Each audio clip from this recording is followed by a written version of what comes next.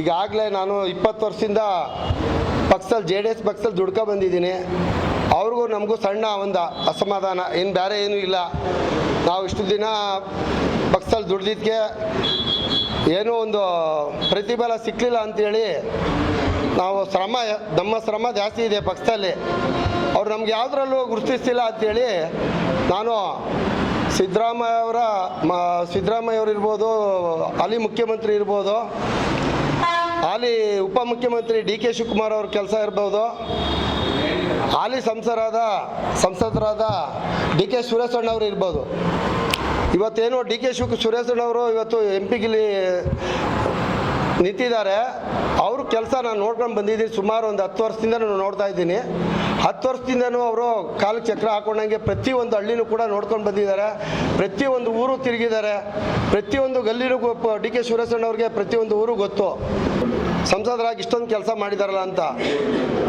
ಆ ಒಂದು ಕೆಲಸ ಅವ್ರ ಕಾರ್ಯವೈಖರಿಗಳು ನೋಡಿ, ನಾನು ಅವ್ರ ಕೆಲಸ ನೋಡಿ, ಮತ್ತು ಇಲ್ಲಿ ಲೋಕಲಲ್ಲಿ ಯಕ್ಪಾಲ್ ಹುಸೇನ್ ಅವ್ರ ಕೆಲಸನೂ ನೋಡ್ತಾ ಇದ್ದೀನಿ ದಿನೇ. ಅವರು ಬೀದಿ ಗಲ್ಗಲ್ಲಿ ಎಲ್ಲ ಏರಿಯಾಗಳಿಗೂ ತಿರುಗ್ತಾ ಇದ್ದಾರೆ. ಎಲ್ಲ ಕಡೆ ಕೆಲಸ ಮಾಡ್ತಾ ಇದ್ದಾರೆ. ಪ್ರತಿದಿನವೂ ಹಳ್ಳಿಗಳಲ್ಲಿ ಕೆಲಸ ಮಾಡ್ಕೊಂಡು ಓಡಾಡ್ತಾ ಇದ್ದಾರೆ. ಇವೆಲ್ಲ ನೋಡಿ ನಮಗೆ ಏನಿಸ್ತು ಅಂದರೆ, ಈಗ ನಮಗೆ 20 ವರ್ಷದಿಂದ ದುಡಿದ್ರೂ ಇಲ್ಲೇನು ನಮ್ಮನ್ನು ಗುರುತಿಸ್ಲಿಲ್ಲ ಅಲ್ವಾ, ಇಲ್ಲಾರವ ಕೆಲಸ ಮಾಡೋಣ, ನಮ್ಮನ್ನಾರ ಗುರುತಿಸ್ತಾರ ಏನು ಅಂತೇಳಿ ನಾವು ತಿಳ್ಕೊಂಡು, ನಮ್ಗೇನು ಗೊತ್ತಾ, ಗುರುತಿಸ್ಬೇಕು ಅಂದರೆ ಏನು ಅಧಿಕಾರ ಕೇಳಿಲ್ಲ, ಅವ್ರ ಹತ್ರ ಏನೋ ದುಡ್ಡು ಕಾಸು ಆಗಲಿ ಯಾವುದೇ ಕಾರ್ಡ್ ನಾವು ಎಕ್ಸ್ಪೆಕ್ಟ್ ಮಾಡಿಲ್ಲ. ನಾವು DK ಶಿವಕುಮಾರ್ ಅವರು ನಮ್ಮನ್ನು ಕರೆಸಿ ಮಾತಾಡಿದ್ರು, ನಮ್ಮ ಪಕ್ಷಕ್ಕೆ ಬರಬೇಕು ಅಂತ ಮಾತಾಡಿದ್ರು. ಅದಕ್ಕೆ ನಾನು ಅವ್ರಿಗೆ ಮಾತು ಕೊಟ್ಟಾಗೆ ನಾನು ನಿನ್ನೆ ಚಾಮುಂಡೇಶ್ವರಿ ದೇವಸ್ಥಾನದಲ್ಲಿ DK ಸುರೇಶಣ್ಣವ್ರು ಬಂದಿದ್ದರು. ಆ ದಿನ ನಾನು ನಮ್ಮ ನಾಗಣ್ಣವರು ಅಂತ ಅಂದ್ಬಿಟ್ಟು 4ನೇ ವಾರ್ಡ್ ಕೌನ್ಸಲರು, 2 ಬಾರಿ ಕೌನ್ಸಲರ್ ಆಗಿದ್ದರು. ಅವ್ರಿಗೂ ನನ್ನ ಜೊತೆಲಿ ಬನ್ನಿ ಅಂತ ಮಾತಾಡಿದ್ದೆ. ಅವರು ಕೂಡ ನಾನು ಬರ್ತೀನಿ ಅಂತ ಹೇಳಿ ಮಾತಾಡಿದರು. ಅದೇ ರೀತಿ ಚಾಮುಂಡೇಶ್ವರಿ ದೇವಸ್ಥಾನದಲ್ಲಿ ನಾವು ಅವ್ರಿಗೆ ಗಾರ್ಲೈನ್ ಮಾಡಿ ನಾವು ಸೇರ್ಪಡೆ ಆಗಿದ್ದೀವಿ.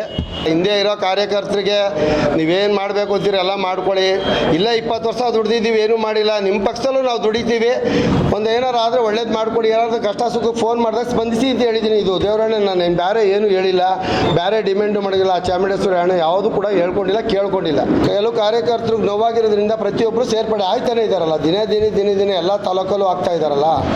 ಅಸಮಾಧಾನ ಕಾರ್ಯಕರ್ತರಿಗೆ ಸ್ಪಂದಿಸಿದ್ರೆ ಯಾಕೆ ಹಂಗೆ ಮಾಡ್ತಾಯಿದ್ರು? ಸುಮಾರು 100 ಫೋನ್ ಮಾಡಿದ್ರೆ ಒಂದು ಫೋನ್ ತೆಗಿಯಲ್ಲ ಸತೀಶು. ಅವರವರೆಲ್ಲ PA ಅಂತ ಅವ್ರು ಮಡಿಕೊಂಡವ್ರಲ್ಲ, ಅವರಿಂದ ಇಡೀ ರಾಜ್ಯನೇ ಹಾಳು ಮಾಡಿಕೊಡ್ರು ಅವರು. ಒಂದೇ ಒಂದು ಫೋನ್ ತೆಗಿಯೋಕ್ಕೆ 100 ಫೋನ್ ಹೋಯ್ತದೆ ನಮ್ಮದು. 100 ಫೋನ್ ಹೋದ್ರೂ ಫೋನ್ ತೆಗಿತಾ ಇರಲಿಲ್ಲ. ಹಿಂಗೆ ಕಾರ್ಯಕರ್ತರು ನಮ್ಮ ಜೊತೆ ಆಫೀಸ್ ಮಾಡ್ಕೊಂಡು ಕೂತಿದ್ದೀವಿ ಅಂದರೆ ಅವ್ರ ಕಷ್ಟ ಸುಖಗಳನ್ನ ಕೇಳಬೇಕಲ್ಲ ನಾವು. ಕೇಳಿದಾಗ ಏನು ಮಾಡ್ತಾರೆ, ಫೋನ್ ತೆಗಿಯಲ್ಲ ಅಂದರೆ ನಾವು ಯಾರಿಗೆ ಮಾಡೋಣ? ನಿಖಿಲ್ ಇವತ್ತರೆಗೂ 9 ತಿಂಗಳಿಂದ ಒಂದು ಫೋನ್ ಹಾಕಿಲ್ಲ. ನಿಖಿಲ್ ಅವರು 9 ತಿಂಗಳು ಅವ್ರು ಏನಿಲ್ಲಿ ಸೋತ್ಬಿಟ್ಟೋದ್ರು, ಅಲ್ಲಿ ಈಚೆಗೆ ಫೋನ್ ತೆಗಿಲಿಲ್ಲ.